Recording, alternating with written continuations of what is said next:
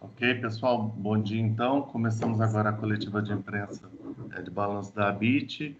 Eu passo então a palavra para o presidente da ABIT, Fernando Valente Pimentel. Muito obrigado, Roberto. Muito bom dia a todas e a todos que estão participando dessa nossa reunião de hoje. Eu pretendo apresentar para vocês um quadro daquilo que nós vivemos, estamos vivendo e que estamos enxergando dentro das incertezas reinantes para os próximos meses, sempre com muitas interrogações, derivado do fato de que nós não temos ainda uma solução clara e definitiva para a questão da pandemia. Temos vendo aí vários anúncios de vacinas, o Brasil até aparentemente está bem posicionado nesse processo, nesse aspecto, e enquanto isso não for muito claro e bem definido, nós vamos ter esse ambiente de convivência com a Covid com maior ou menor segurança. Então, grande tragédia, mais de 100 mil óbitos, sem dúvida nenhuma, todo o sofrimento de famílias e pessoas, e, ao mesmo tempo, a vida começando a ganhar uma normalidade, não, porque ninguém pode estar normal num ambiente como esse, mas ganhando um certo ritmo, um certo dinamismo, variado, dependendo das regiões em que a gente esteja operando, com a flexibilização das atividades comerciais e com, obviamente, a explosão que houve no nosso setor, que foi extremamente afetado por conta da digitalização. Quer dizer, a coisa está clara, isso já era uma tendência, falando em termos gerais, quer dizer, o que tem hoje, de novo, são os protocolos de segurança, higiene, saúde, etc. Do meu ponto de vista, o que acelerou-se já vinha acontecendo, que é a questão do dígito, a questão da agenda da sustentabilidade. Pronto, está aqui já. Valeu, Jéssica. Por favor. Obrigada. Então, nós temos aí uma nova realidade e que agendas que a gente já vinha tratando. Pimentel, podemos colocar aqui a apresentação? Pode colocar. Tá, obrigada. E que a agenda que nós já vínhamos tratando vai ganhar uma dinâmica maior no momento em que nós tivermos aí em condições mais adequadas, mas nada ficou parado. Evidentemente que todas as prioridades se deram para atuar na crise humanitária e crise das empresas, no sentido da gente poder superar esse momento tão duro. Então, vou fazer uma panorâmica, alguns números que vocês, de modo geral, conhecem, mas é sempre bom para aqueles que não têm tanta familiaridade com o setor, para mais à frente a gente entrar na agenda do olhar para frente. Porque olhar para trás serve para a gente tomar algumas lições, mas não resolve a questão da conjuntura. Então, o setor é muito grande, como todos sabem, são 185 bilhões de faturamento que ocorreram em 2019, também entre os 5, 6 maiores do mundo, pagamos 21 bilhões em salários, não são os maiores salários médios, mas o volume salarial pago pelo tamanho, pelo contingente de pessoas que estão no setor é muito grande, e nós temos aí uma balança comercial deficitária, mas esse ano com uma cara um pouco diferente dentro desse cenário ainda difícil também no mercado mundial. Então, esses números são números que mostram bastante bem o que somos. Somos grandes, temos muitas empresas, empregamos muita gente. Vocês vão achar lá à frente alguns slides, vocês vão ver, puxa, mas vocês estão dizendo que tem 25 mil empresas? 25 mil empresas, mas tem muito mais. Aqui nós fazemos um corte junto com o IN, são 25 mil empresas com 5 ou mais empregados que têm produção seriada. Mas o tamanho do setor é maior do que isso. Com dados da Receita Federal, evidentemente, nem todas essas empresas estão na ativa, mas vocês verão um pouco mais à frente com os recortes que nós vamos apresentar. Pode ir, Jéssica.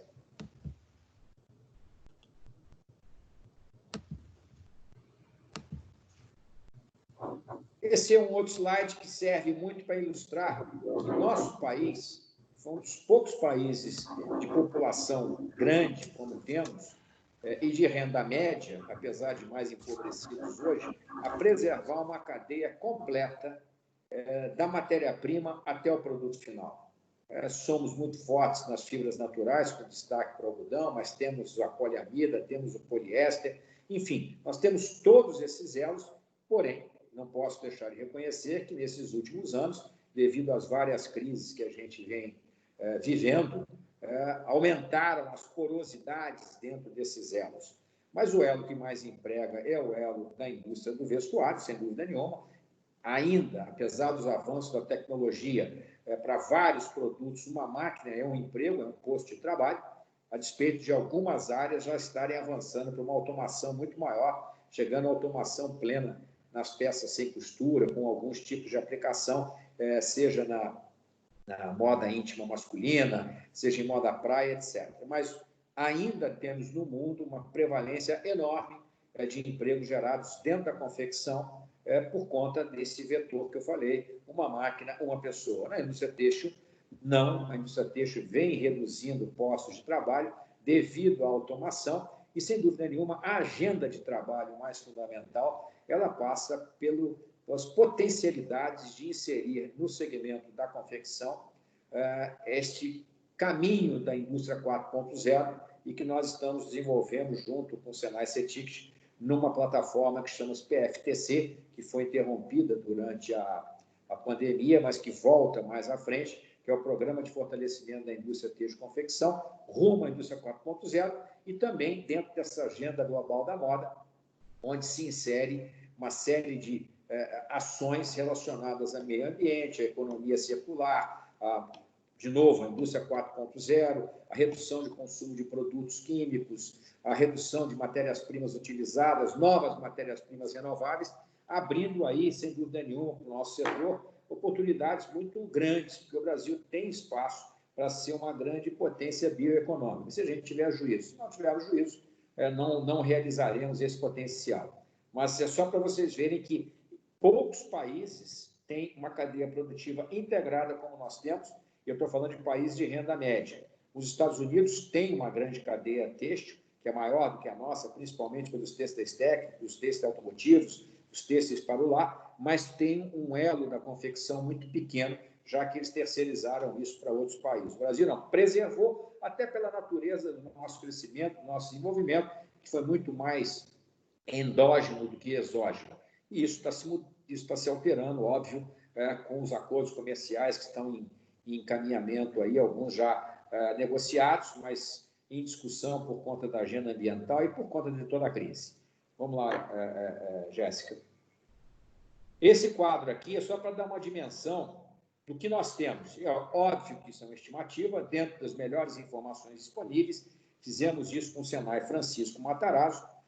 E esse quadro mostra o seguinte: quanto nós teríamos que investir para construir uma indústria do zero? Ou seja, o Brasil não tem indústria e queremos fazer uma indústria têxtil do porte da que nós temos para produzir aquilo que nós estamos produzindo hoje. Deveríamos até pensar em mais, mas para não ficar no sonho só, vamos falar da realidade do momento. O sonho é importante, porque a gente tem que sonhar para poder chegar num lugar avante daquele que nós estamos e melhor. Mas, de qualquer forma, 270 bilhões de reais, quase 300 bilhões de reais, não atualizamos isso no último ano e meio, teremos que fazer isso em 2021, mas a ordem de grandeza é que importa aqui.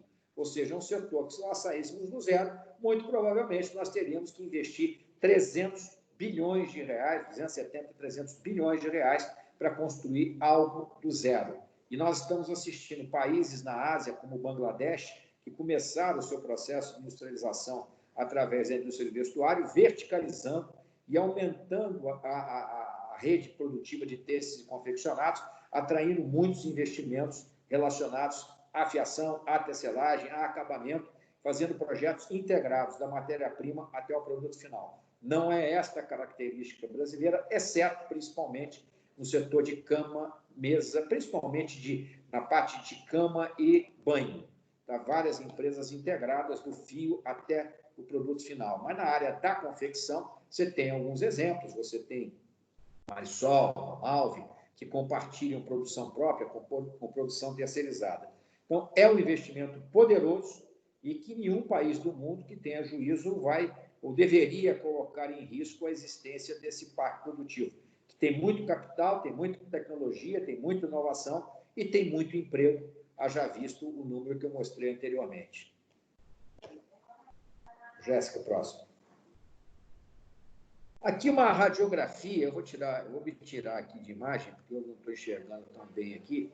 Aqui uma radiografia de como estamos, melhor dizendo, inseridos em termos de número de empregados por empresa. Vocês estão vendo aqui, 56 mil, e lá atrás eu falei 25 mil. Isso aqui são dados da RAIS.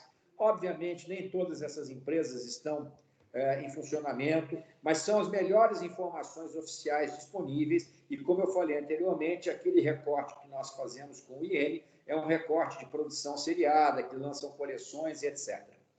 Vocês podem ver a grande prevalência das empresas, o maior número de empresas aqui tem de 5 a 9 funcionários, seguido para as empresas de 10 a 19 funcionários. Quando nós vamos para as grandes empresas dentro do conceito Brasil, nós temos aí com 1.000 ou mais funcionários, 38 companhias, e de 500 a 999, 94 companhias. Ou seja, nós temos uma grande pulverização de companhias na nossa estrutura produtiva e mesmo no texto que é mais intensivo em capital. Um pouco mais à frente, vocês vão ver que isso não se traduz na mesma proporção de faturamento. É muito curioso. Porém, todas essas empresas estão vinculadas a essa rede de produção, porque há muita subcontratação devido ao modelo tributário, reforma que está sendo discutida agora e que mais à frente também nós vamos poder comentar, e toda a questão trabalhista que ensejou que muitas e muitas empresas, a grande maioria, se estabelecesse no Simples, porém, isso não significa que elas tenham maior participação no faturamento, mas elas participam dessa cadeia de forma intensa. Então, é um setor muito grande, com um grande número de empresas, mas que certamente, se tivéssemos um regime tributário mais amigável, nós teríamos menos empresas e com maior porte individualmente. Próximo, Jéssica. Aqui nós entramos para algo que já nos remete um pouco a essa reforma tributária, que é como estamos distribuídos em termos de regime tributário. Então, vocês vão ver que nós temos uma parcela maior de empresas no lucro real no texto, 6%, 17% no lucro presumido e 82%, mesmo no têxtil, no simples. Na confecção, é 1% no lucro real, 8% no lucro presumido e 91% no simples. Então, o simples é o modelo ganhador. Não significa que ele seja o modelo mais eficiente. Ele é um modelo importante para a formalização dos negócios, foi e é. No entanto, ele é um modelo limitador. Vivemos aí a chamada síndrome de Peter Pan, porque se um é simples, o outro é complicado. E dentro dessa reforma que nós já estamos iniciando as discussões, já vinha no ano passado e vai ganhar mais intensidade nesse segundo semestre, está claro que as discussões que envolvem o simples, essas empresas, a princípio, elas serão muito pouco afetadas, mas mesmo assim serão afetadas na questão de doação de crédito para o elo subsequente. Então, esse é o modelo. Muitas empresas, a maior parte no simples e a menor parte no lucro real e no lucro presumido. Próximo, Jéssica. No entanto, apesar do número de empresas no modelo do simples ser extremamente relevante, mesmo no texto, elas representam, no que diz respeito a faturamento, 25% na confecção e 6% no texto. A maior parte do faturamento no texto, então, isso é gritante, 79% está no lucro real, nas grandes empresas, 6% no presumido, e na confecção, 45% no lucro real, uma proporção menor, evidente, e 30% no presumido. Então, um grande número de empresas, mas que não tem a representatividade maior do faturamento.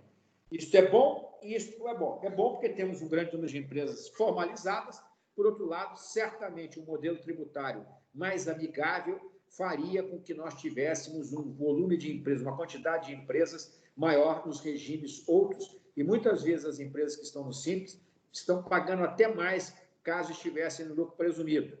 Porém, não o fazem porque tem medo, tem preocupação de mudanças de legislação, então deixam ficar abrigado no Simples. Se eu crescer, eu abro uma outra empresa, eu crio um outro negócio, e isso, do ponto de vista da decisão individual, é bom, tá? Porque o sujeito está se organizando dessa forma para tentar ficar menos vulnerável à sanha da legislação tributária brasileira, que é infernal. São mais de 300 normas federais nessa área aí, que nós estamos tendo aí por dia sendo publicadas nos últimos anos, então é uma loucura, só a empresa de grande porte consegue acompanhar, então vamos ficar no simples, que eu estou mais protegido, corro menos risco, tenho menos insegurança jurídica, e mesmo que eu pague um pouco mais, isso compensa eu ter uma operação em que eu fico mais sossegado do meu ponto de vista. Por outro lado, não se ganha escala, diminui a capacidade de investimento, dificulta a área de crédito, etc. Próximo, Jéssica. Os resultados de 2020 estão aí, eles são feitos, obviamente. E por que são feitos? Porque nós, só nos últimos 40, 45 dias, começamos a ter alguma coisa, 50 dias, que seja uma flexibilização mais intensa, começando aqui por São Paulo. Então, isso reflete toda uma perda de negócios que começou no comércio. O problema é a pandemia. Não digo que a problema seja a quarentena. A quarentena, o isolamento é necessário, foi necessário e continua sendo necessário dentro das medidas de precaução de saúde, higiene e proteção a si próprio e ao próximo. Mas, com o fechamento do comércio, nós tivemos também a interrupção das atividades fabris e, dentro desse contexto, os resultados estão muito ruins, apesar de, na margem, nós já estarmos melhorando. No mês de junho contra o mês de maio, cresceu 50% o varejo do vestuário, têxtil, vestuário e calçados. Dados do IBGE que foram divulgados hoje. O indicador Cielo, que vem mais à frente, mostra uma recuperação paulatina, mas o acumulado do ano ainda é muito ruim, dado que você ficou de 23 de março até entre abril e maio, e junho, até meados de junho, ou seja, 90 dias interrompido praticamente, e mesmo hoje você tem várias áreas operando de forma não plena. Por exemplo, Porto Alegre está com 3 dias da semana para abrir o comércio, shopping, quarta, quinta e sexta. Em alguns lugares o horário é reduzido. Mesmo quem está funcionando a pleno tem dificuldades, porque óbvio, tem os protocolos de segurança. Por outro lado, cresceu, bombou demais aí o e-commerce. O e-commerce já era uma tendência, explodiu, mas o e-commerce era 3%, 4%, se tanto, de total do comércio. Ele dobrou, triplicou. Ele chega, para quem estava no e-commerce, a 10% ou 12%. Importantíssimo para quem já estava no digital e para quem não estava, uma tragédia, porque está tendo que correr atrás dessa questão. Chama atenção aqui o IPCA do vestuário no negativo, quando o IPCA geral está praticamente estável. E aqui um tema do emprego, muito ruim. No ano passado, nesse mesmo período, nós gerávamos 12 mil postos formais de trabalho. Esse ano, mesmo com todas as medidas adotadas pelo governo, temos uma perda de 70 mil postos formais de trabalho. Porém, as medidas da 936 foram extremamente importantes para mitigar essa questão. Esperemos que essa mitigação possa ser conduzida mais à frente e não ser perdida, e aí vai depender muito de como nós vamos viver a economia depois do encerramento do auxílio emergencial, que está sendo crucial para a recuperação do varejo, principalmente o varejo de base. Então, eu diria que esses dados refletindo o passado, é isso, nós estamos fechados, não pode ser diferente. Aqui as exportações caíram menos que as importações, é um dado interessante, tá? A importação de vestuário no acumulado cai, no último mês de julho, ela caiu forte, 40% a 50%, porém, isso não dá para dizer que é perpétuo, porque também caíram os preços internacionais e temos muita insegurança para alguém planejar algo. Creio eu que, quando tivermos um cenário um pouco mais bem definido, é que nós vamos sentir como é que essa cotação atual do câmbio e outras variáveis, como o juros, vão impactar essa relação do Brasil com o mundo. Próximo, Jéssica. O índice Cielo mostra uma recuperação paulatina do varejo. Esse é o varejo geral. Ele já esteve com quedas muito mais pronunciadas. Nós já tivemos aí com 40% de queda, na média do período. Aliás, desculpa, numa determinada semana aqui, logo no início, 50%, 40% de queda. Agora nós estamos com 12%, olhando para todos os segmentos, alguns não caíram, material de construção não caiu, supermercado não caiu, farmácias não caiu, alguns ficaram no 0 a 0, mas o nosso setor, próximo, Jéssica, o nosso setor, ele teve e foi extremamente impactado.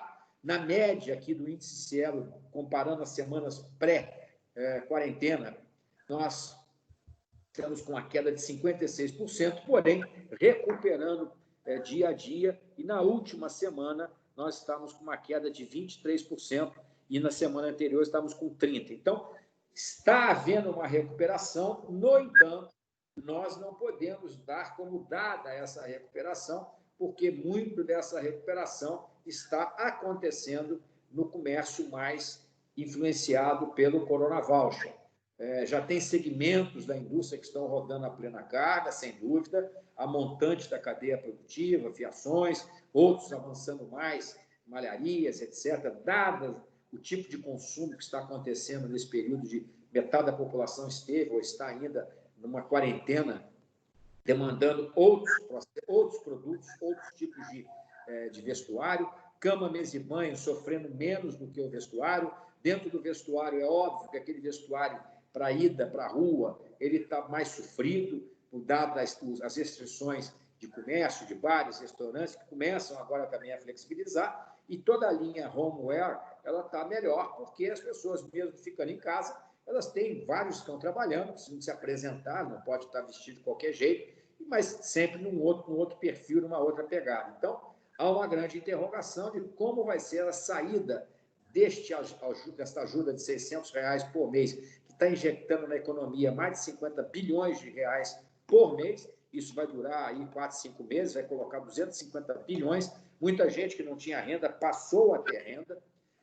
Famílias que estavam, uma mulher que chefia a família, tem uma filha, tem 2 ajudas, 1.200, então houve muita colocação de dinheiro, porém isso não é sustentável a longo prazo. Estima-se que vai haver a continuidade desse auxílio, porém num valor menor. Esse valor pode vir aí a uns 300, fala-se de 300 a 400.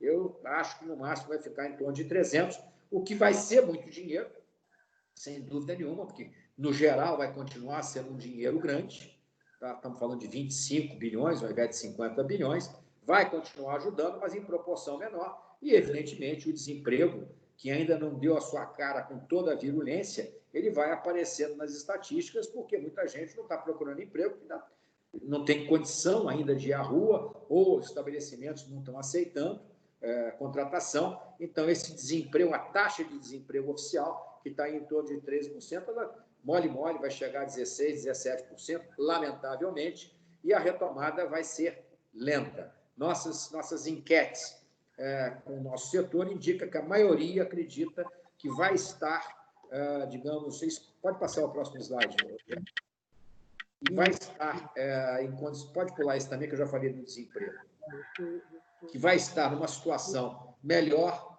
só lá para meados do ano que vem, apesar de uma parcela já estar operando.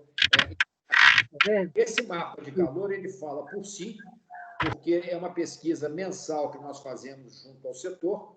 De novo, não chega a ser uma pesquisa com todo o rigor científico, é muito mais uma enquete qualitativa sobre esses itens, perguntando sobre o presente e a perspectiva futura. Vocês podem ver aqui na tela que nós iniciamos o ano com um real e com uma expectativa muito boa, dando 93% de respostas listadas em verde, ou seja, todo mundo vendendo em condições razoáveis, esperando o melhor para frente. Quando veio a pandemia, isso despencou e nós ainda estamos com 13%, olhando para a última pesquisa que fizemos, vai sair uma nova dentro de mais 2 semanas, no máximo, onde esses 13% do positivo só tem um item, que é estoques, que parece que começam a se ajustar, e outro, pretensão a exportar, que é muito mais uma expectativa do que uma realidade. Portanto, vocês veem que houve uma parada súbita por conta da interrupção das atividades comerciais,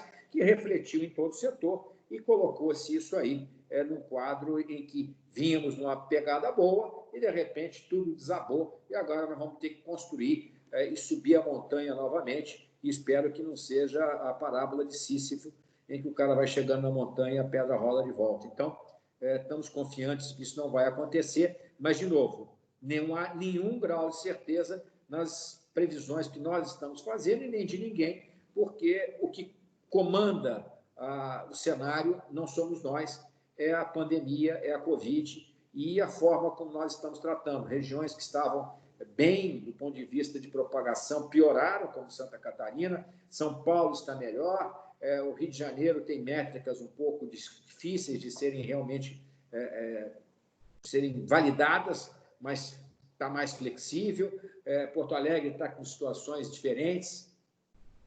Então, fala. Então, desculpa aqui. Então, essa questão toda são questões que estão trazendo uma insegurança da parte de previsão. O próprio comerciante não sabe se vai estar aberto todos os dias, mas, de uma forma geral, o movimento vem avançando. Próximo, Jéssica. Os índices de confiança, como estão aqui, vêm melhorando. Esse aqui é CNI, correto? Então, apesar, tiveram muito baixos no período mais crítico, tanto no texto quanto no vestuário. Olhando de novo, isso corrobora o nosso mapa de calor. Vocês veem que janeiro, fevereiro e março os índices estavam bem acima da barra de 50 pontos percentuais, mas agora já voltando a se aproximar e corroborando o que eu vinha falando, o texto mais acima da confecção, porque o texto está reagindo mais rapidamente, até por razões da confecção, do vestuário, está sofrendo mais devido aos diversos mercados que eles atendem, e alguns indo melhor e outros indo pior. Próximo. Seguinte.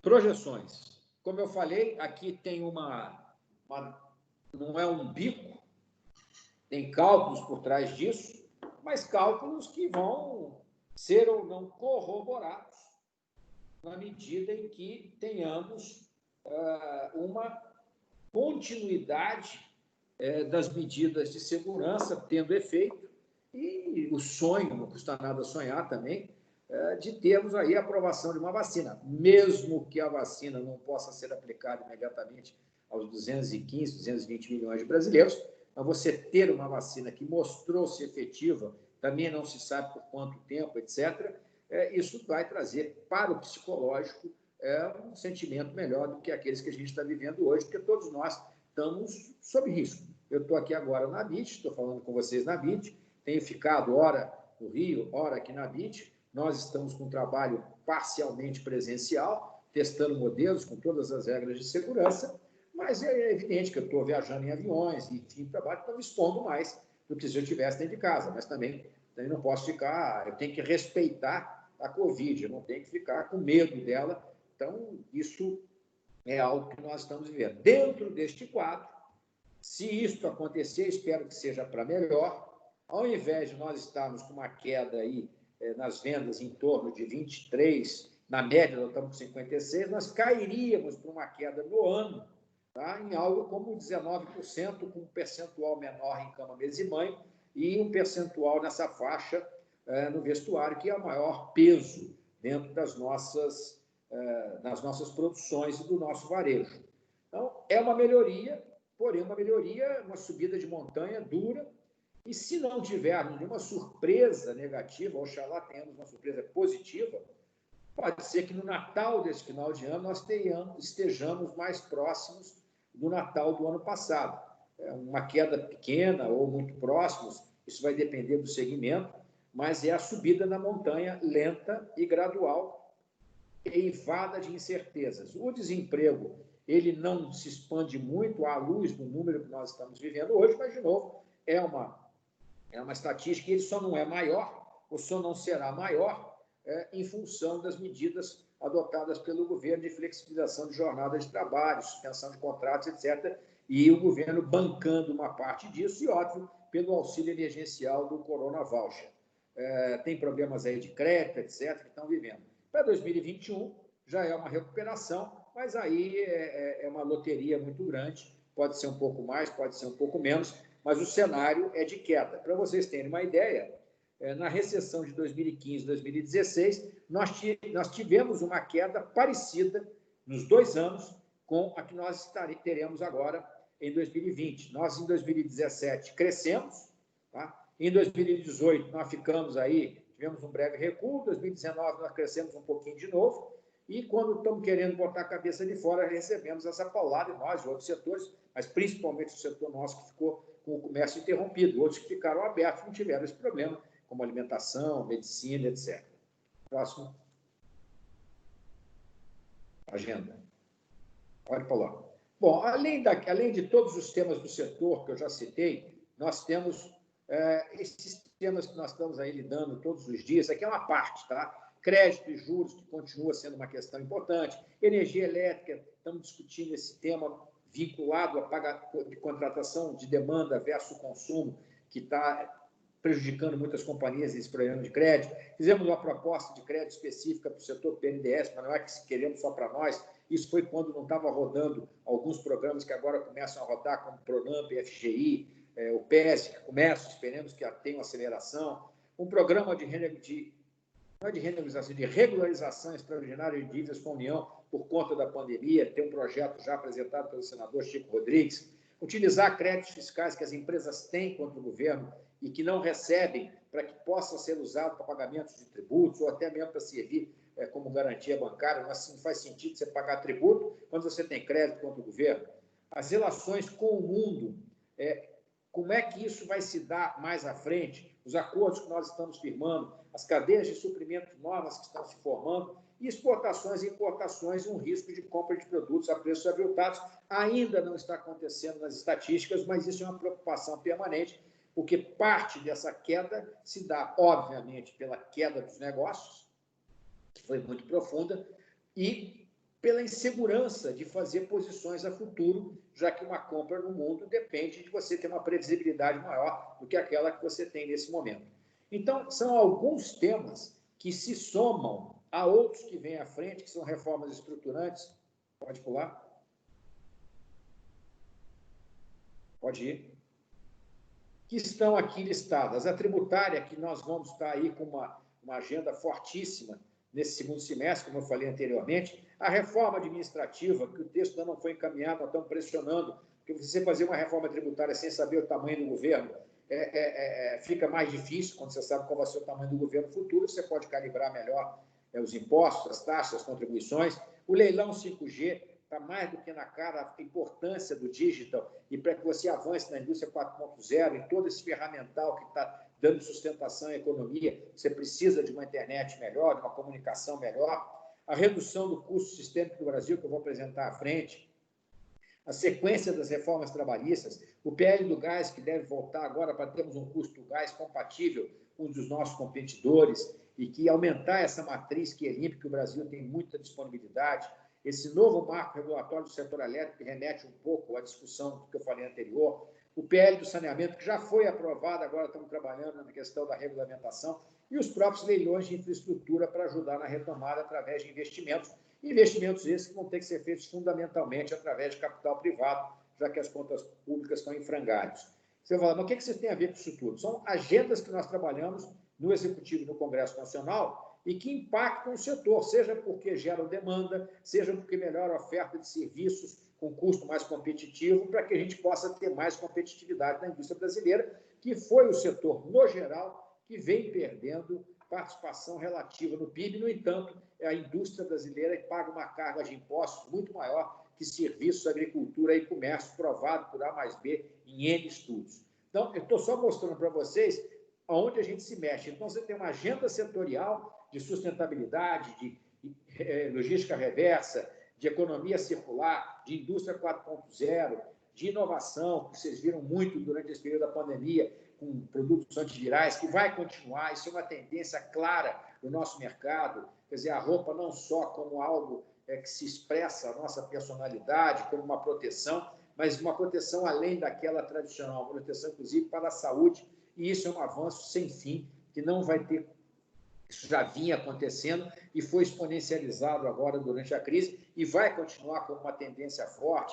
Os testes técnicos e tecnológicos para atender outras demandas. Você já tem área de habitação crescendo muito em construção 3D, que envolve materiais e compósitos têxteis. Então, tem um mundo têxtil que vai além do vestuário, que é a parte mais visível, e que tem um caminhão de inovações acontecendo e que nós estamos participando, juntando universidades, centros de pesquisa com as empresas, academias, para poder fazer com que esse setor, que é tradicional, mas que cada vez mais é intensivo em tecnologia, em design, inovação, sustentabilidade, e é um setor que está sob escrutínio permanente no Brasil e no mundo por vários lados. pelo lado das matérias-primas, pelo lado do consumo, pelo lado do descarte, pelo lado social e trabalhista, e por isso mesmo nós estamos também criando, vai ser apresentado, acho que agora no final de agosto nós vamos estar apresentando isso, é o NUSEC, que é o Núcleo de Sustentabilidade e Economia Circular, que nós desenvolvemos junto com o Senai CETIC no Rio, mas não é uma plataforma fechada, para trabalhar todos os programas e projetos e indicadores na área do meio ambiente, mas não só restritos ao meio ambiente, numa versão mais ampla da sustentabilidade, com os vetores que eu falei, sociais e trabalhistas. Próximo, Jéssica. Aqui eu falei um pouco do Custo Brasil, e esse é um trabalho que nós participamos e realizamos junto com outras associações, a pedido da CPEC, Secretaria de Produtividade, Competitividade e Emprego do Ministério da Economia, liderado pelo Movimento Brasil Competitivo. É um trabalho feito pelo Boston Consulting Group e que identificou, através das nossas indicações dos vetores mais críticos do Custo Brasil, quanto custa a mais produzir no Brasil quando comparado à média dos 36, 37 países que compõem a OCDE. Porque a OCDE seria melhor, talvez, pegar os países que estão aí no índice do Banco Mundial, mas nem todos teriam todas as estatísticas, e o Brasil está trabalhando já é um membro parcial, mas uma adesão plena à OCDE. O Brasil é um país não membro pleno da OCDE que mais segue as regras da OCDE, o que é muito bom do nosso ponto de vista. Então, produzir no Brasil, mas não é só produzir do ponto de vista da indústria, operar no Brasil, talvez seja a palavra mais correta, custa entre 1 trilhão e 400 a 1 trilhão e 600 de reais por ano. Isso é 20%, 22% do PIB nacional, ou seja, é um peso extra que custa para se operar no Brasil. Aqui você tem destaques muito nítidos. Empregar o capital humano, o custo do trabalho, que tem na agenda de redução. Não precarizar trabalho e não falar de salário. É o custo do trabalho, que é, inclusive, pelo seu aspecto de insegurança jurídica, caro, que está aí liderando com 260 a 320 bilhões de reais por ano a mais. Você tem aqui honrar tributos. O Brasil é campeão das horas dispendidas para honrar tributos para as empresas que estão no lucro real, etc. São de 240 a 280 bilhões a mais que o Brasil paga quando comparado com os países da OCDE, e o Brasil está na lanterna desse item. Nós temos dispor de infraestrutura, eu citei, infraestrutura está 190 a 230 bilhões, financiamento dos negócios está aqui de 180 a 220 bilhões, e assim sucessivamente. Então, nossa agenda de trabalho na área mais macro, com o executivo e legislativo, é de reduzir esse custo Brasil. Esse é o lado do país, o custo sistêmico do país. O outro lado, obviamente, é a agenda do setor, e o outro lado, dentro da agenda do setor, é a agenda de cada companhia individualmente. Então, você tem um conjunto de ações que, se o ambiente macroeconômico for melhor, se as empresas se sentirem mais confiantes, elas vão investir mais, elas vão pesquisar mais, elas vão inovar mais. Se o ambiente é ruim, você gasta dinheiro por conta dessas ineficiências, você tem menos dinheiro para fazer aquilo que é o objetivo central, que é produzir mais e melhor, com mais produtividade, gerando uma elevação do nível de bem-estar da sociedade brasileira através de um desenvolvimento sustentável e que traga a equanimidade, a máxima equanimidade possível, para que a população possa ter atendimento àquilo que ela precisa. Essa pandemia desnudou mais uma vez, não é a primeira vez, mas talvez de forma mais dramática, as deficiências que nós temos, começando pelo saneamento, onde mais da metade da população não tem esgotamento sanitário, não tem água tratada, e isso num momento em que os protocolos de saúde pedem, demandam, suplicam para que as pessoas sigam os melhores comportamentos de higiene, lavando as mãos recorrentemente, se cuidando na alimentação, etc. Então, esse abismo social, ele ficou mais uma vez nítido, e isso é fruto das escolhas erradas, de gestões equivocadas, do roubo e da corrupção, de projetos mal concebidos, que acabam gerando aí essa situação. Mas, olhando para frente, eu acho que o setor têxtil e confecção ele terá a capacidade de ser um dos pilares dessa retomada, gerando emprego e renda, mas a recuperação dos postos de trabalho ela vai se dar de forma lenta, mesmo que a retomada presente, os percentuais que eu mostrei ali atrás para 2021. Não esperamos uma deterioração muito mais profunda na perda de empregos, diante das medidas adotadas pelo governo e diante da retomada paulatina, essa subida gradual da montanha, que nos leve a uma posição até o final do ano mais próxima em termos de comércio daquilo que nós tínhamos no final do ano passado. Teremos aí de 3 a 13 de setembro uma Semana Brasil mais incrementada do que nós tivemos no ano passado, uma semana para promover preços, etc. Nós estamos engajados nessa Semana Brasil, junto com o Varejo e outras associações, para criar aí, com segurança e com os protocolos, uma data que promova um pouco mais as atividades comerciais e, consequentemente, promovam a montante as atividades industriais. Próximo, Jéssica.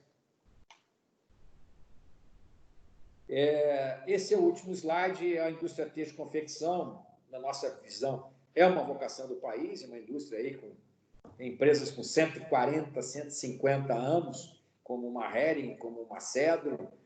Então, é uma vocação do país, empresas ultra longevas, as produções nossas passam desse tempo de forma estruturada, já superamos muitos desafios, já tivemos que enfrentar a Dona Maria, a primeira louca, destruindo os tiares, já passamos por Primeira Guerra Mundial, Grande Depressão, Segunda Guerra Mundial, crise de 2008, enfim, muitas crises, e conseguimos preservar um parque produtivo. Poderíamos estar muito melhor do que estamos, sem dúvida nenhuma, o país, nós todos, ao final desse ano de 2020, se acontecer a queda do PIB aí, em torno de 5%, 6%, nós vamos estar 15% mais pobres quando comparado com 2015, 2016, estou falando per capitamente, o que é ruim.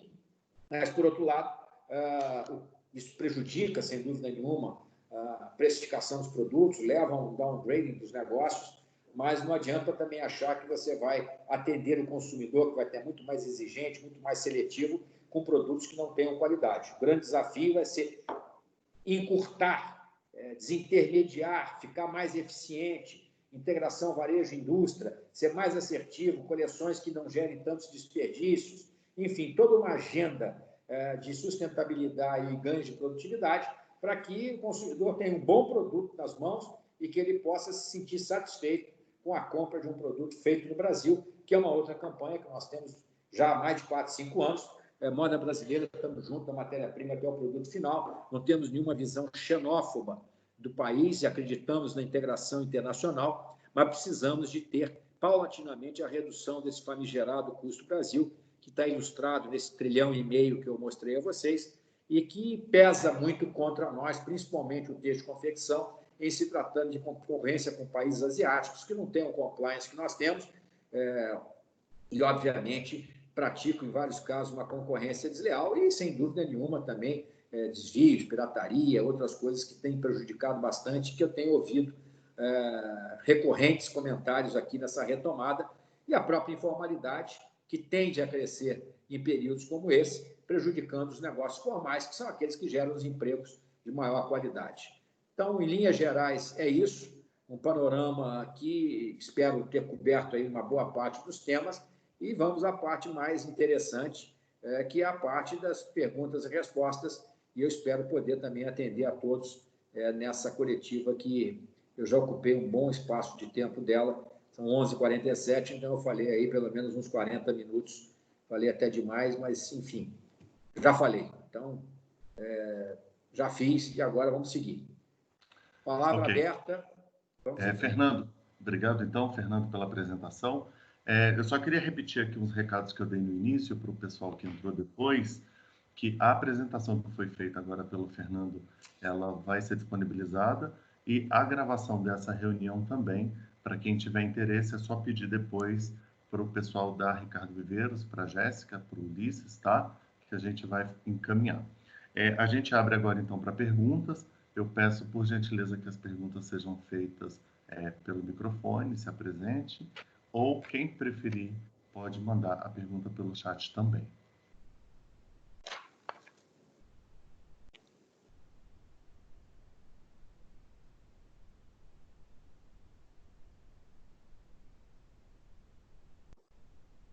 Opa, hoje eu posso começar?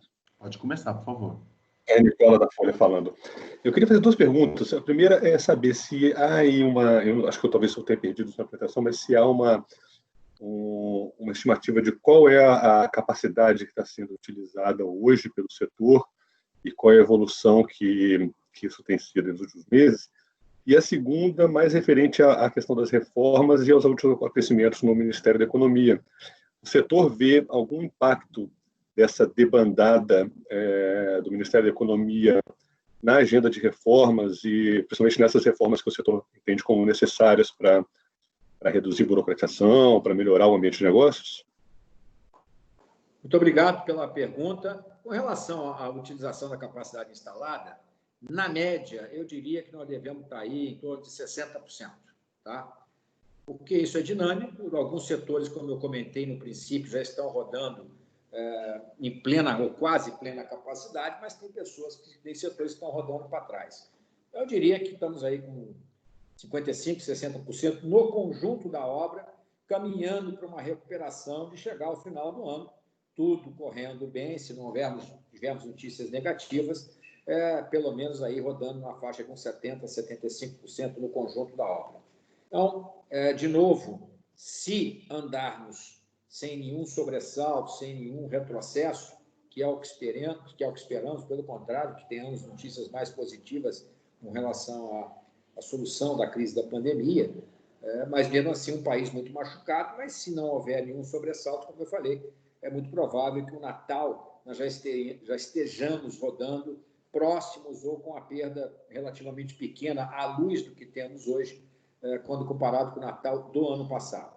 Evidentemente que isso não vai cobrir as perdas do ano. No ano a gente está estimando uma perda, como eu mostrei ali está 19%, em algumas áreas, como cama, mesa e banho, a gente acha que vai ficar em torno de 14%, mas eu me concentrei mais na área do vestuário, que representa 60%, pelo menos, do consumo de matérias-primas da nossa indústria. Então, é uma subida de montanha gradual e que vai, de certa maneira, depender daquilo que vai ser posto no lugar do auxílio emergencial. O auxílio emergencial está fazendo toda a diferença. Muito provavelmente houve uma subestimação do impacto disso nessa questão, e são mais de 50 bilhões, já falei anteriormente, postos na economia por mês. 5 meses de apoio são 250 bilhões, e certamente nós acreditamos e estamos trabalhando para isso, que seja um pouco mais estendido, porque o desemprego que está em 13 vai crescer, falando de desemprego aberto, fora o subemprego, etc., e a população está mais pobre, todos nós estamos mais pobres, lamentavelmente. Então, olhando para isso, é preciso que essa transição se dê para que não haja nada abrupto. E o próprio Estados Unidos está vivenciando isso aí agora, com essa disputa aí do Congresso com o Executivo, e saíram os decretos do Executivo, eram $600 por semana para os desempregados, caiu para 400, mas o Congresso está vendo outro número, enfim. Então, mas isso eu acho que no Brasil vai continuar com valores menores. O que ajuda, se vier para metade, estamos falando de 25 bilhões, claro que seria muito bom poder estender isso até o final do ano no mesmo valor atual, mas as contas públicas estão em pandarecos já há algum tempo e agora ficaram um pouco mais em pandarecos, tanto da União como de boa parte dos estados e dos municípios.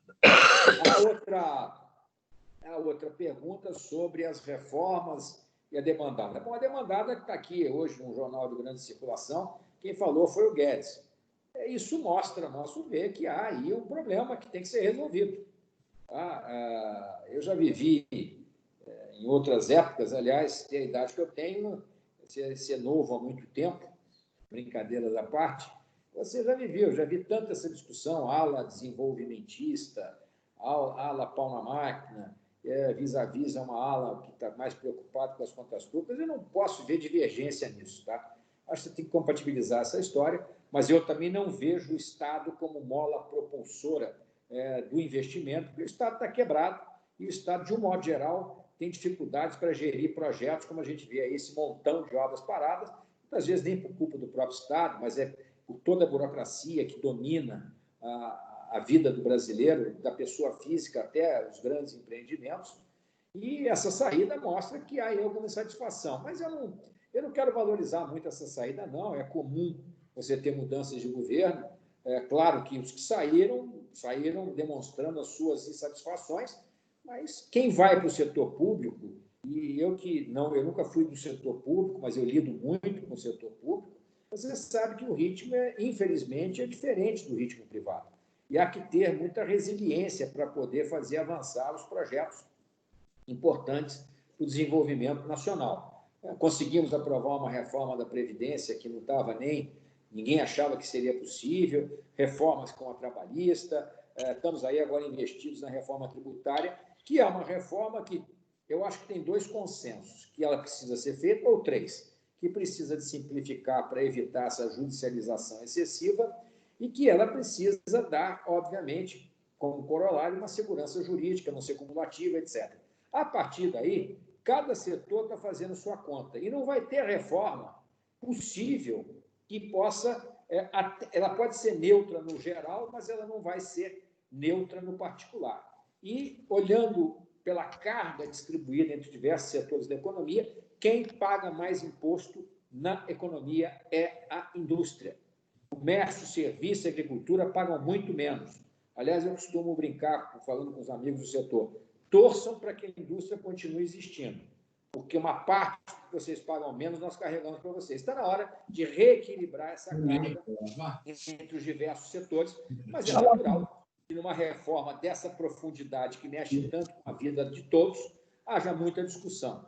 Se essa chamada demandada, vai influenciar, vamos ver quem vem para substituir. Por exemplo, o Mansueto, que é um excelente burocrata, profissional do serviço público, quem o substituiu também é um profissional de mão cheia, o Bruno Funchal. Vamos aguardar para ver quem vem no lugar. O importante é que você mantenha o rumo. Você precisa de botar o país para crescer de novo, você tem que desenvolver o país, a infraestrutura é fundamental, a construção civil é fundamental, mas esse modelo de pau na máquina, vamos gastar de qualquer jeito, já mostrou-se absolutamente equivocado, e esses juros aí de 2% na taxa básica, não o juros de empréstimo, que deveria estar muito mais baixo do que está, e o crédito muito mais ofertado do que está, sem dúvida nenhuma, isso rapidamente se vai embora, se evapora. E aí nós convivemos aí, ninguém esqueça que em 2015 e 2016 nós estamos com 14% de taxa básica de juros, hoje estamos com 2%. Para a taxa ser preservada, é preciso que haja, que você trabalhe bem essa situação, como dar assistência à população, como viabilizar investimentos, mas como preservar a previsibilidade de contas públicas que não estejam numa rota insustentável. E se ficar insustentável, rapidinho, todo mundo vai saber, o dólar vai lá para cima, o Tesouro já não vende juros, já não vende títulos, que já está vendendo menos de prazo longo, e vamos de novo voltar à experiência do passado. Vamos fazer, então, como eu falei antes, a montanha de Sísifo. Você vai subindo, quando chega com a pedra quase no topo da montanha, ela volta, e nós vamos aí perder mais um período que nós estamos perdendo. Então, eu espero que seja preservado o bom senso. Agora, vamos ver os nomes que vão substituir. Como a gente já viveu muitas crises, a crise no Brasil é algo muito recorrente, vamos aguardar. É bom? Não achei bom. Perguntar, eu achei bom? Não, isso mostra que há uma questão. Hoje, o presidente, ao lado do ministro Paulo Guedes, do Tarcísio, reforçou o compromisso com as privatizações, etc., com o teto, etc., mas não é bom, porque você perde um profissional, são profissionais qualificados, você tem que achar outro profissional, mas paciência, jogo jogado, não vamos ficar olhando o leite derramado, vamos seguir para frente. Também foi importante, do meu ponto de vista, essa unidade mostrada entre o Congresso, na questão do teto dos gastos, isso tudo é um país um pouco mais maduro, que não adianta achar que pau na máquina, vamos gastar, gasto é vida, e que no final a gente paga a conta, porque não paga, e quem paga a conta somos nós. Ou com inflação, que prejudica sempre os menos aquinhoados, tá? Com juros e com baixa taxa de crescimento. E tudo que a gente não precisa é isso. Então, vamos ver se o bom senso prevalece. Ok. A gente tem aqui uma pergunta da Jussara, do GBL Jeans, pelo chat, Fernando. Ela diz assim: a ABIT consegue estimar quanto dos 50 bilhões de reais por mês que tem irrigado a economia chegou ao mercado do vestuário? A proporção que se sabe na renda disponível do país para consumo, na faixa de 5% a 6% vai para esse uso, vai para esse consumo. Pode ser um pouco mais, um pouco menos. Então, por essa proporção, nós estaríamos dizendo que pelo menos uns 3 bilhões de reais, tá, estariam irrigando o mercado consumidor e muito concentrado nessa base que está recebendo esse auxílio.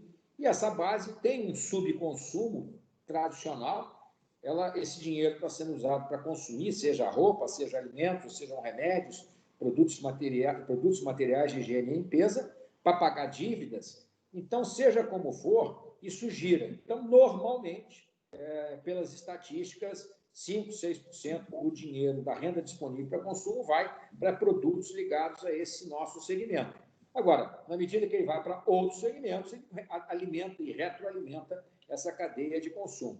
Mas, sem dúvida nenhuma, este consumo está crescendo mais forte do que o consumo, digamos assim, do tradicional da classe média, dos shoppings, e porque tem muita gente ainda com receio de sair, pelos protocolos, e mudando o patamar de consumo e, sem dúvida nenhuma, a forma de consumir, dada a explosão do digital nesse período. Ok. Agora, a Silvia Boriello, da revista Costura Perfeita.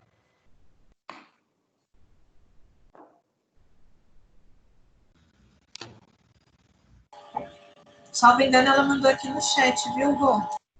A Silvia?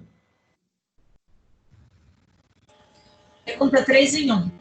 No espaço de 4 meses, setembro a dezembro, teremos 3 eventos comerciais importantes. Semana do Brasil, Black Friday e Natal. Neste sentido, a Semana do Brasil seria mais interessante ao setor confeccionista do que a Black Friday? A Black Friday não queimaria o Natal? Ou seria venda de estoque remanescente? É uma boa pergunta, Silvia, porque eu não posso afirmar, mas eu sinto que o setor não gosta muito da Black Friday. Ela canibaliza a venda de final de ano. Nosso setor ele entrou na Black Friday mais tarde, os setores que puxaram a Black Friday, também foi lá fora, foi assim, os eletroeletrônicos, os produtos de maior valor agregado, né? E há sempre uma certa reclamação de que há uma canibalização e que acaba prejudicando o comércio do segmento nas vendas de Natal. Normalmente, o Natal representa 2 meses de uma média dos meses comuns e, em novembro, por conta da primeira parcela, 13º e outros estímulos, o novembro tem aí um crescimento de uns 20%, 25% sobre uma média do mês normal. Esta semana do Brasil, ela já ouvi vários companheiros deixando de lado o momento atual de muita polarização, ela faz mais sentido para o nosso negócio. É o que eu tenho capturado nas minhas conversas com esse segmento de texto e vestuário, tendo um evento em setembro, pós-Dia dos Pais, agosto, e entre outubro, que é Dia das Crianças. Dia das Crianças, de modo geral, o grande destaque são os brinquedos, mas roupa também é um produto muito presenteado. O mercado infantil, diria aí, 15%, 18%, se crescer uns 20% na demanda para esse mercado, acaba dando um impacto aí de 2, 3 pontos percentuais no geral de um varejo que movimenta 220 bilhões de reais só do vestuário. Cama, mesa e banho são mais 20 bilhões, 240 bilhões, calçados 50 bilhões, 270, decoração, enfim, uns 300 bilhões de reais é esse complexo. Então, a venda da Semana Brasil deste ano tem um caráter que eu diria que ele é muito desovador de estoque. Há estoque ainda no pipeline, principalmente do varejo, né? E isso pode ajudar. Tem que ter muito cuidado, tem que ter muita segurança nessa promoção, evitar aglomerações. De novo, o digital vai ter um espaço grande, diferentemente do ano passado, que foi mais liderado pela parte governamental. Esse ano a liderança está privada com o IDV, mas tem apoio do governo, não apoio fiscal, nada, só dizendo apoio eventualmente midiático, né?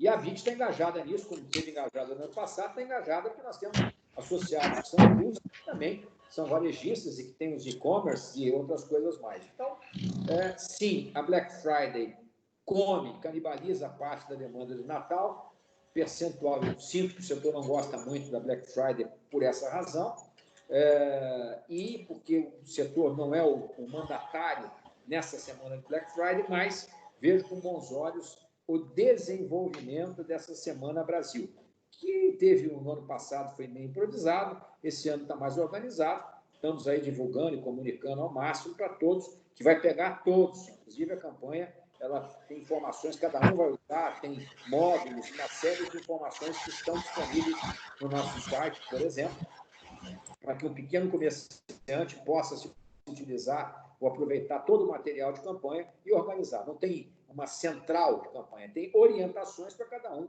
se movimentar de forma que julgar mais adequada. Acho que respondi a sua pergunta. Tá, agora a pergunta da Eleni Kronka. Pessoal, eu queria pedir para ficar com o microfone fechado, quem não estiver fazendo a pergunta, por gentileza, para evitar interferências, tá? A Eleni pergunta o seguinte, Fernando. A Abit tem dados sobre o número de empresas de vestuário que encerraram as atividades de 2019 para cá? Eleni, não sei se isso foi meu dado, especificamente, para dizer no preciso, não. Tá? Isso é uma coisa que a gente tem um histórico, eu teria que achar aqui agora, para te dar os números com base na RAIS. Eu teria que realmente achar aqui, e se eu achar, eu te falo. Deixa eu pegar aqui, eu recebi isso, não sei se eu recebi isso da Mariana. Se você me der um minutinho e eu responder outra pergunta, eu já checo aqui, procuro aqui os meus alfarrábios para poder te responder com mais precisão. Agora, a gente pode passar a resposta para ela depois também, viu, Pimentel? Não tem problema. Mas eu vou... Está aqui, acho que eu já achei aqui. Marcelo Godoy, você está compartilhando a tela com a gente, tá? Não sei se você está ouvindo, você colocou aqui para compartilhar. Alô? Oi, pois não, Fernando. O último dado oficial disponível, RAIS, tá? Mostrou que em 2018 nós tínhamos aquelas 56.785 empresas distribuídas em vários regimes, etc. E números de funcionários. Em 2017, nós tínhamos 59.286 empresas, RAIS. Tá? Isso mostra um fechamento aí de 2.500 empresas de 2017 para 2018.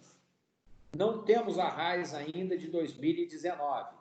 Esses 2.500 empresas dariam aí um pouco, aí uns 4% de fechamento de empresas de 2017 para 2018.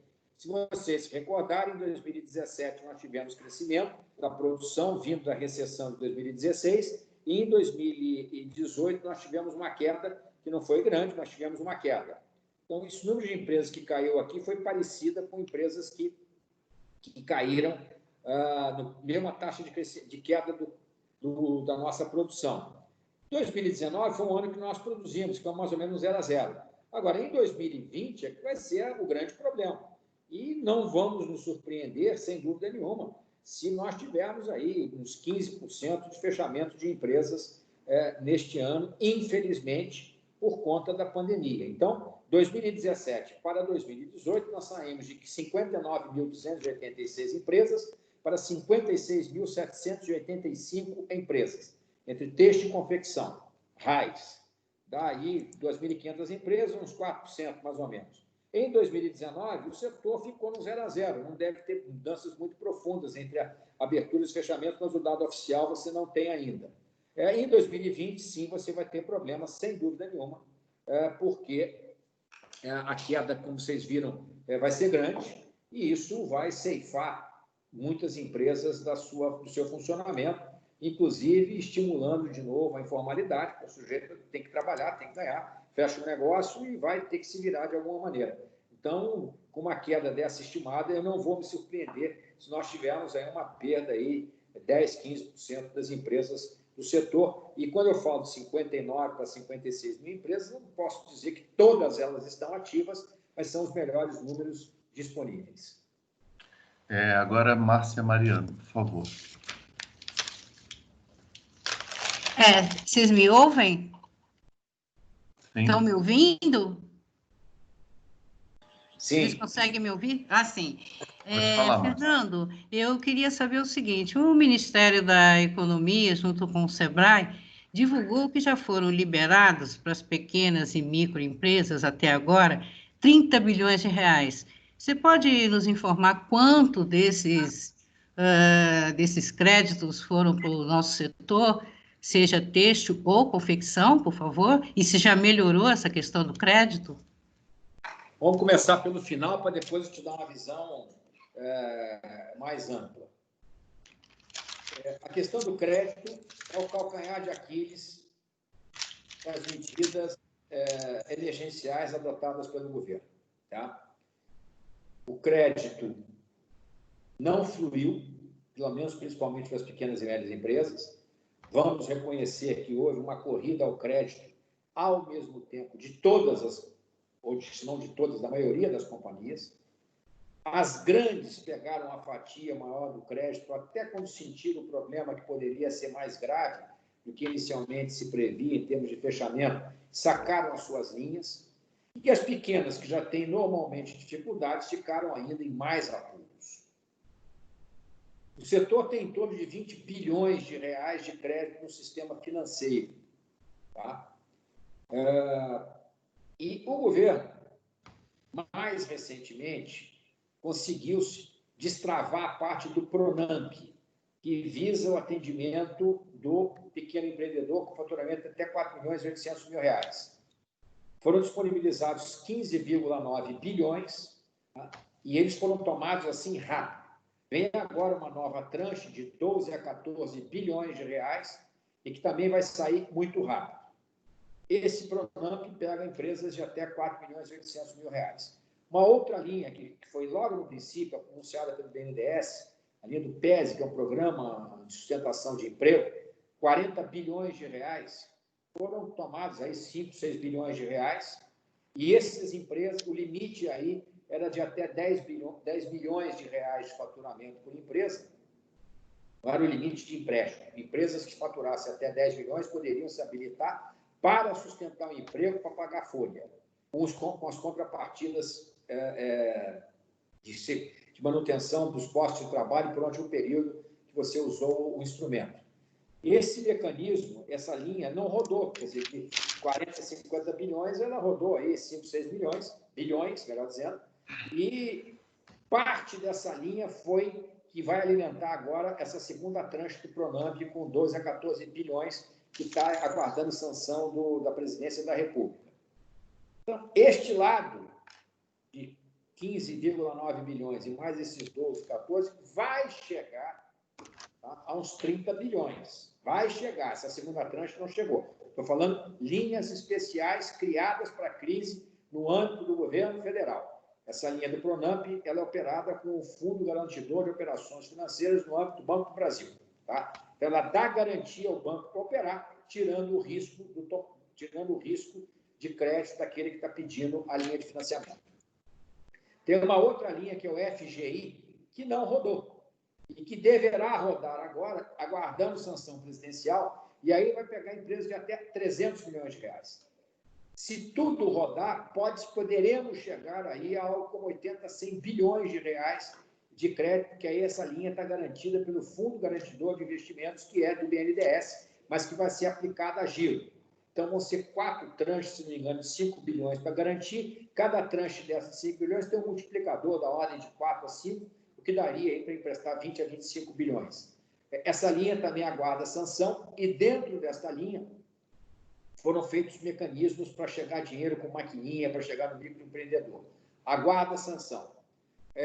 A linha outra do PES, ela foi encolhida, porque ela tinha 40 bilhões, como eu falei, ela emprestou 5, 6, se tanto, e vai perder 12 a 14. Então, ela vai continuar e ela vai poder atender empresas com faturamento de até 50 milhões de reais e não mais empresas que faturam até 10 milhões de reais. Também está dentro da antiga MP 944, não sei agora qual é a lei que virou, não me lembro, e esta linha ela vai atender de novo empresas para gerar giro. Então, sim, 15, 16 bilhões da linha do Pronamp foram atendidas. Houve também, tem que falar, prorrogações de linhas de crédito, são os empréstimos standstill, aqueles que foram prorrogados e que ajudaram, de uma certa maneira, as empresas que tinham dívidas vencendo nesse período mais crítico da pandemia. Não foi desprezível isso, inclusive no âmbito do próprio BNDES. A conta da pandemia até agora, ela chega a uns 700 bilhões de reais. Agora, quanto que foi prorrogado no standstill, eu teria que ver, eu teria que dar uma checada, porque eu não tenho ela aqui na mão totalmente para poder falar com vocês, mas o fato é que ela ajudou bastante as companhias que estavam com empréstimos vencendo. Agora, crédito novo que os bancos estão dando nas suas operações normais, sem nenhum tipo de subsídio, sem nenhum tipo de mudança nos seus juros, estão pressionando para os juros, muitos juros caírem. Então, Márcia, quanto disso foi para o setor? É muito complicado dizer, porque se o setor tem aí, de novo, eu vou usar uma proporção, nós temos 20 bilhões de um crédito dado às empresas que gravita em torno aí de R$1 trilhão. O volume de crédito no país, entre pessoa física e jurídica, está em torno de 50% do PIB, então são 3 trilhões e meio de crédito. A pessoa física, ela tem uma participação relevante, e eu entendo que aí na linha pessoa jurídica em torno de 1 trilhão. Se nós temos 20 bilhões, nós temos aí 2% mais ou menos do crédito bancário, o que daria uma proporção do que poderia ter ido para o nosso setor com relação a essas linhas. Agora, cravar, não cravas, porque são informações dos bancos, são sigilosas, e eu só vou ter uma visão mais clara disso nos relatórios do Banco Central, onde você pode analisar o que está acontecendo no volume de crédito como um todo, mas não especificamente nessas operações direcionadas. No entanto, no geral, tem no portal do governo, você pode entrar lá para ver o que já foi liberado. Eu diria que esse é o calcanhar de Aquiles, continua sendo um calcanhar de Aquiles. Nós estamos agora conduzindo uma nova enquete junto ao setor, junto com outras associações, para ouvir dos empreendedores o que está acontecendo nessa questão do crédito, para que nós tenhamos condição de levar ao governo os melhores números e as melhores informações. O fato é o seguinte, crédito sempre foi um problema no Brasil, ganhou uma criticidade maior agora em tempos de guerra, óbvio, o crédito é fundamental para a retomada, o Banco Central tem uma agenda que eu considero corajosa e relevante, tá? E ela deve continuar, novos modelos de crédito estão vindo, não acredito que vai ter garantia suficiente para ir muito além desses 100 bilhões do FGI e mais esses 12, 14 bilhões do Pronamp, então estou falando aí de empresas até 300 milhões e de até 4 milhões e 800, é uma nova tranche que pode chegar a uns 120 bilhões de reais. O sistema tem aí 1 trilhão, como eu falei, na pessoa jurídica, então isso que vem aí equivale a uns 12% daquele crédito que está aí circulando no mercado e, consequentemente, eu vejo como um alívio, uma folga. Uma outra coisa que está aí, não está funcionando ainda, mas está andando, é o chamado empréstimo empresa âncora, através do BNDES, que é uma empresa de grande porte, toma o dinheiro e repassa para os seus fornecedores nas mesmas condições que ela tomou com o BNDES. Temos varejistas do setor que estão tomando esse dinheiro, não estão com o dinheiro ainda nas mãos, para irrigar a sua rede de fornecedores. Isso é um assunto, um crédito mais dirigido, que atende esse grupo de fornecedores dos varejistas que estão lançando mão dessa linha de financiamentos. Agora, o setor como um todo, ele dá muito crédito dentro dele próprio. O setor faz muita operação de crédito entre eles. Mas é verdade dizer também que a maior parte dessas operações de crédito, a fiação dá para a tecelagem ou para a malharia, que a tecelagem e a malharia dão para a confecção e a confecção da varejo, isso acaba chegando de novo no mercado financeiro, descontando as duplicatas. São poucos aqueles que têm capital de giro que podem guardar as duplicatas em carteira e esperar o vencimento delas. Então, uma boa parte precisa de descontar as duplicatas e aí é que entram os níveis de taxas de juros e, como eu mostrei no famigerado Custo Brasil, acesso a capital e custo de capital é complicado. Nós temos hoje uma taxa básica de juros jamais vista na nossa história, por conta da pandemia, principalmente, mas as taxas de empréstimos, de um modo geral, ainda são altas vis-à-vis a inflação que nós temos e comparado com a Selic, que são mais baixas do que no passado, mas ela, em termo real, elas são mais altas do que nós gostaríamos que fossem. Mas eu diria que o maior calcanhar de Aquiles que nós temos nas medidas emergenciais estão no crédito, que ainda não estão resolvidas, e por isso que nós estamos com essa agenda intensa. Continuamos com essa agenda intensa e vocês estão acompanhando aí algo que eu acho absolutamente equivocado, mas o Senado aprovou um tabelamento de juros aí para crédito especial, cheque especial e rotativo do cartão de crédito, porque se tabelar desse certo, o plano cruzado teria sido um sucesso, tinha lá os fiscais do Sarney, fechava supermercado, corria atrás do boi no pasto, deu no que deu. Por outro lado, também é um escárnio cobrar 200%, 300% de juros com uma inflação dessa natureza, e hoje já tem notícias aí que os bancos pretendem apresentar uma contraproposta para o Congresso para evitar essa medida. Seja como for, Márcia, o crédito era complicado, ficou urgente, mas o crédito dos programas especiais, na prática, eles têm um limite, que é o limite de garantia que o Tesouro está dando, porque aí você não sabe realmente quanto disso vai voltar, vai ser pago e vai voltar para o Tesouro. Isso é um empréstimo que o Tesouro garante, e se o cara não pagar, não pagou, o banco não vai cobrar quer dizer, pode até cobrar, não vai cobrar do devedor e vai receber do Tesouro Nacional. Então, tem aí uma questão das contas públicas e tem o chamado moral hazard, que é o risco moral, e que acaba. Mas não há o dinheiro. As medidas mais contundentes, expressivas, do meu ponto de vista, para sair da crise foram o auxílio emergencial, esse abono que está sendo pago para quem teve jornada reduzida de trabalho, o diferimento dos impostos, isso tudo foi positivo. Mas a área de crédito mancou e continua mancando. Ok, pessoal, a gente já está quase terminando, então temos mais 2 inscritos. Agora, por favor, o Eduardo Laguna.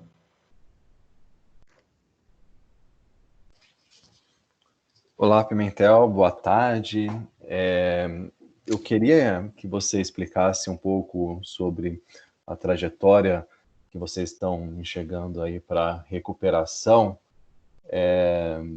Se eu entendi bem, você falou que vai ser uma recuperação lenta, que pode se estender até meados do ano que vem. Então, quer dizer, meados do ano que vem será um prazo para o setor se recuperar completamente do choque causado pelo coronavírus. Outra questão que eu queria colocar era sobre a renovação da desoneração da folha de pagamento. Eu queria saber como estão as discussões em relação ao veto do presidente Bolsonaro a continuidade da desoneração da folha para o ano que vem. Olá, Eduardo, um prazer falar com você. Bom, ontem mesmo nós tivemos uma reunião grande com os senadores Alci e outros setores, e do ponto de vista do mérito, do ponto de vista de votos no Congresso, nós já temos, ou pelo menos acreditamos que temos, votos suficientes para derrubar esse veto. Essa questão é uma questão que foi conduzida, e sabemos que houve um acordo para que ela fosse votada, tanto que ela foi aprovada com grande número de votos, e isso estava acordado, e de repente fomos surpreendidos com o veto. Já apresentamos os pareceres, já colocamos isso para os parlamentares, que não há inconstitucionalidade, que cabe sim você trabalhar esse assunto da forma como foi aprovado no Congresso Nacional. Há discussões sobre como arrumar dinheiro para colocar isso no orçamento. O presidente Rodrigo Maia já mencionou sobre esse assunto. Mas ontem, nessa discussão, nós vamos continuar com a pressão. Tivemos um parecer de um escritório de advocacia de extrema qualidade, mostrando a constitucionalidade, que cabe sim essa medida nesse momento. O governo diz que acena com uma desoneração mais ampla, o que eu acho perfeito. Inclusive, nós falamos, olha, se o governo vier com algo concreto nesse sentido, perfeito, revoga-se. Agora, não dá para você tirar isto dizendo que vai fazer alguma coisa lá na frente, que não depende só do Executivo, tem que passar pelo Parlamento e, obviamente, todas as discussões do Parlamento são demoradas, como costuma ser em temas como esse, principalmente uma reforma administrativa. Então, estamos trabalhando os 17 setores para que o veto seja votado, e está previsto votação em 2 de setembro, e até lá vamos continuar trabalhando arduamente para convencer os indecisos, que eventualmente existem, sempre existe, óbvio, faz parte da democracia, para que entendam que, sem colocar nada no lugar, eles estão colocando em risco são os empregos. E o setor têxtil, por exemplo, de confecção, tem cerca de 1.225 empresas que pagam a contribuição patronal à Previdência pelo faturamento. E é bom que se diga que virou um fetiche, desoneração da folha. É um modo de pagamento da contribuição patronal à Previdência pelo faturamento, e quando isso foi criada uma COFINS de 1 ponto percentual na importação sobre os produtos que compõem cada setor beneficiado para compensar eventuais perdas. Então, não é uma desoneração, você continua pagando, não é que alguém paga menos do que o outro, você paga sobre o faturamento. O que, aliás, isso nós temos discutido muito no Congresso Nacional, é algo que já está em debate no mundo inteiro, porque com as novas formas de trabalho, com as novas maneiras de você operar com a tecnologia, o emprego tradicional ele tem características muito distintas hoje por vários profissionais. O grande desafio é como financiar uma previdência para vários tipos de emprego, dando a devida segurança àquele segurado. E amanhã eu posso estar empregado, depois de amanhã eu posso estar por conta própria, depois eu posso estar abrindo uma empresa, mas como eu posso organizar uma previdência que foi calcada na contribuição por repartição, como é o caso da brasileira, em que os ativos pagam pelos inativos. Só que lá atrás, quando foi criada, era uma alegria, porque não tinha ninguém aposentado.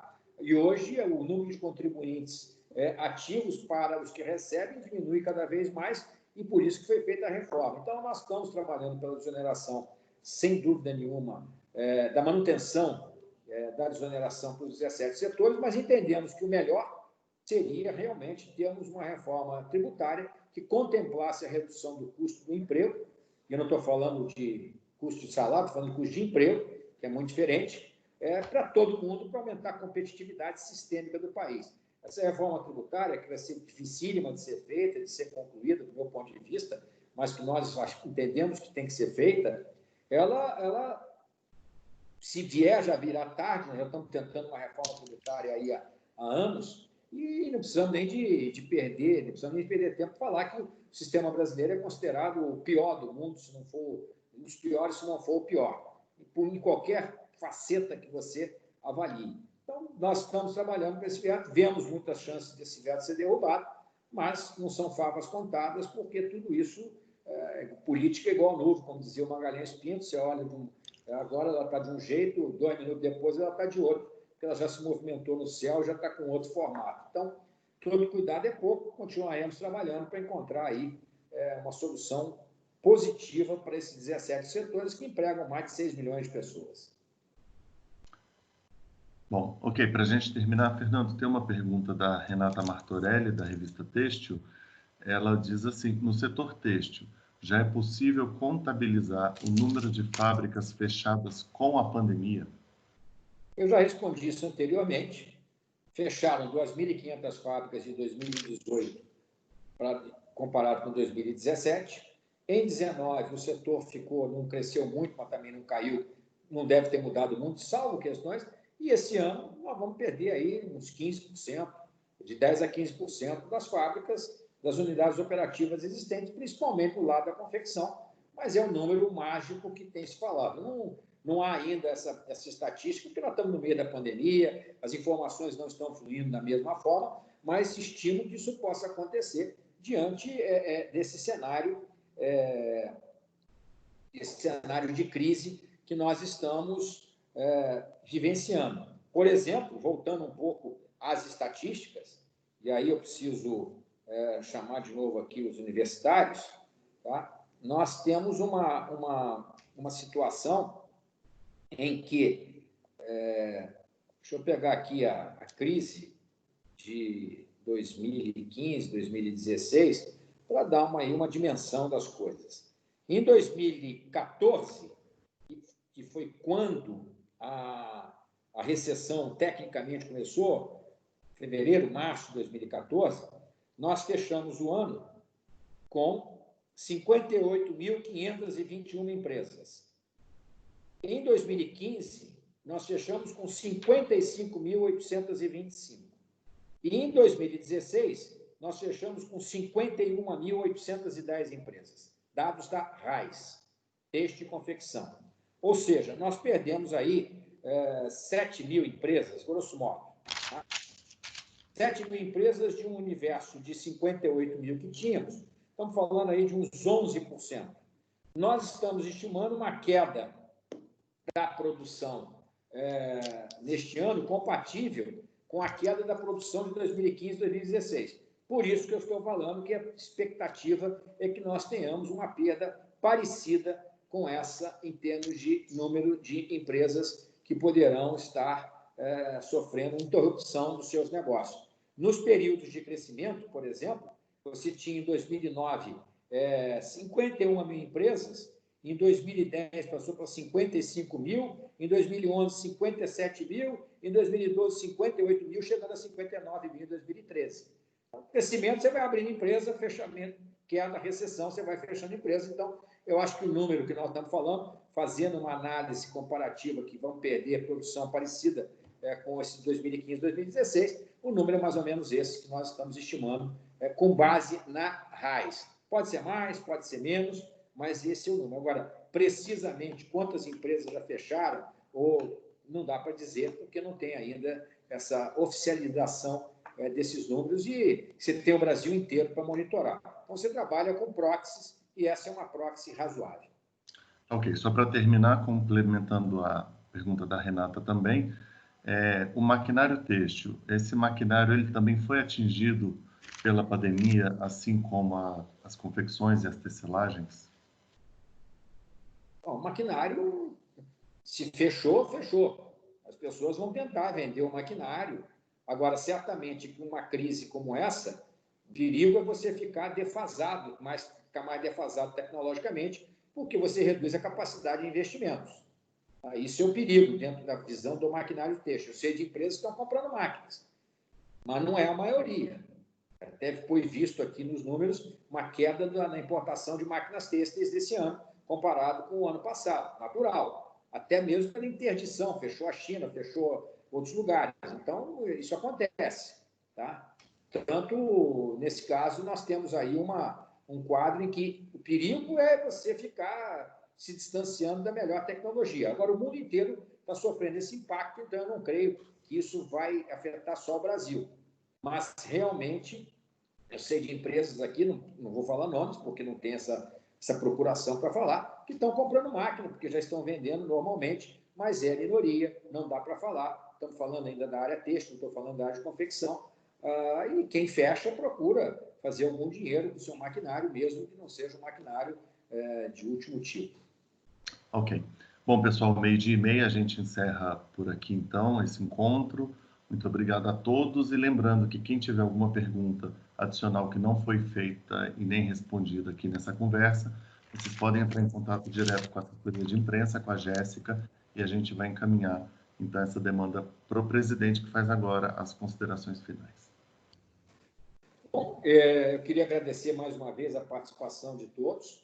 É sempre uma alegria poder compartilhar nossa visão e falar com pessoas tão qualificadas, seja da mídia especializada, seja da mídia, a grande mídia, seja da mídia com setores de interesse mais variados. A indústria têxtil e confecção tem no Brasil um dos grandes produtores mundiais. Temos enormes desafios à frente, já superamos outros desafios, sem dúvida nenhuma, esse de magnitude jamais vista. Precisamos de insistir nesse tema, porque todos os dias a gente está vendo isso na mídia televisiva, nas face news, nas redes sociais, nos jornais, enfim. Vamos sair machucados, sem dúvida nenhuma, todos sairemos machucados, emocionalmente e também monetariamente, porque ninguém perde tantas vidas e vê tanta notícia complicada, ruim todo dia, sem sentir isso. É preciso muita resiliência, mas, de qualquer maneira, eu tenho muita crença no futuro. Crença no Brasil, crença na indústria têxtil de confecção, que é uma superadora de obstáculos. Nós já sofremos com um câmbio hiperapreciado, já sofremos invasões de várias procedências, Coreia, Taiwan, mais recentemente China, Bangladesh, etc. Temos um mercado grande, interno, não é um mercado rico, mas é um mercado quantitativamente que tem aí uma grande relevância, que subconsome na sua grande parte. Isso, qualquer recurso que chega na ponta, ele rapidamente vai para atender essas necessidades das pessoas. Uma das necessidades, obviamente, são os produtos têxteis e confeccionados, de uma forma geral. O consumo das famílias gravita em torno de 5%, 6% da sua renda disponível no nosso negócio. Está disputando corações e mentes com outros tipos de consumo, literatura, ginástica, bem-estar, enfim, viagens, lazer, mas tem uma base de consumidores que está ascendendo ainda na sua escala de consumo. A agenda da sustentabilidade, a agenda da sustentabilidade mais ampla, ela faz parte desse contexto, desse desenvolvimento. Não há como trabalhar fora dessa moldura. O setor tem uma variedade enorme, como vocês puderam ver, dezenas e centenas de pequenas empresas, convivendo com empresas de grande porte, mas formando uma grande teia de produção e de distribuição. Então, você tem que ter projetos, visões de futuro, levar melhor informação para aqueles que atuam no setor e integrar cada vez mais essa visão da inovação, da tecnologia, da sustentabilidade em todos os elos e em todas as camadas produtivas, usando o encadeamento produtivo com relevância. Agora, nós precisamos de voltar a colocar o Brasil de novo na rota do crescimento. O Brasil perdeu o cacoete de crescer faz mais de 30 anos. Só para comparação, o Brasil cresceu de 1988, 89, até agora em torno de 2,3% ao ano, que deu um crescimento de renda per capita de 0,7%. O mundo cresceu mais de 3%, e os emergentes acima de 6%, e eu nem vou falar com relação à parte de China, que cresceu em torno de 9% ao ano. Então, precisamos de voltar a crescer com contas públicas em ordem, e o setor têxtil de confecção ele não está imune às crises, mas ele já mostrou competência e está mostrando de novo nessa saída. Comprar produtos brasileiros, não porque é só brasileiro, porque é bom, porque tem qualidade, etc., é uma boa ajuda que todos nós podemos fazer nesse momento, trabalhar mais a cabeça do consumidor para fortalecer esse tipo de demanda, sem xenofobia, mas nesse momento de saída de crise, uma peça comprada feita no Brasil pode garantir um emprego a mais na nossa indústria, no momento que o desemprego fica tão dramático como nós estamos vivendo agora. Então, toda crise tem 3 elementos, normalmente, a duração, a solução e a lição. As lições, eu espero que nós possamos aprendê-las, que a vida está muito dura, muitos óbitos, para que a gente não saia aí com uma consciência melhor de país, de sociedade. E eu acho que o Brasil está dando aí um exemplo em várias áreas. Ontem, nossa live, nós tivemos aqui o pessoal da CUFA, o pessoal do Gerando Falcões, a Hering, falando de todas essas ações do período de crise, e que nós saiamos aí dessa crise mais conscientes, com mais empatia, com a visão de que o país só vai ser um país bacana se a gente tiver o máximo de oportunidades iguais. Algumas coisas podem ser feitas agora, algumas coisas vão demorar mais, como a educação, do ponto de vista de formação das pessoas, mas sem termos uma população educada, aculturada, nós vamos ficar sempre na rabeira, perdendo a corrida de um mundo que avança com muita rapidez, apesar dessa interrupção dessa pandemia que nos assolou a todos. Então, tem um otimismo realista, não é um otimismo ufanista e nem ingênuo, mas tem um otimismo realista de que a indústria pode e tem caminhos para que o Brasil se transforme inclusive dentro da nossa indústria, como uma bioeconomia potente para o futuro, porque temos tudo para isso. Se tivermos juízo, vamos explorar esse caminho, esse veio, que poucos têm aquilo que nós temos, e não vamos jogar fora, e não vamos dar razão ao Roberto Campos, que foi um grande brasileiro, um grande economista, que dizia que o Brasil nunca perde uma oportunidade de perder uma boa oportunidade. Não perderemos se depender da indústria têxtil e confecção, e seguimos juntos aí. Obrigado pela audiência, obrigado por participarem e até uma próxima, se Deus quiser. Fiquem com Deus, fiquem em segurança e vamos respeitar a Covid, mas não vamos ficar debaixo da mesa com medo da Covid. Um abração. Tchau, é isso aí. Obrigado, pessoal. Eu deixo aqui meu agradecimento especial à Jéssica e à equipe do Ricardo Viveiros, que organizaram esse encontro para a gente. Obrigado e até a próxima. Obrigado, Jéssica. Obrigado a todos. Obrigada, gente. Quem precisar é só me chamar, tá bom? Tchau, tchau. Tchau.